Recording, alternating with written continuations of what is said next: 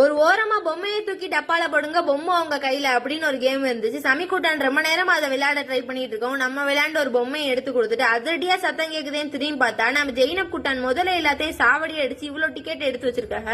சரி, நம்ம ரொம்ப நேரமா வேடிக்கை மட்டுமே பார்த்துட்டு இருக்கோம்னு சொல்லிட்டு நம்ம மச்சி எல்லாரும் சேர்ந்து ஒரு பாஸ்கெட் பால் விளையாண்டுட்டு இருந்தாங்க. திரும்பி பார்த்தா நம்ம குட்டி ஆசை இன்னும் தீரல, விளையாண்டுகிட்டே இருக்காப்ல. சரி போமான்னு கேட்டு டைம் ஆயிடுச்சு டிக்கெட் எடுக்கவும் கிளம்பிட்டோங்க.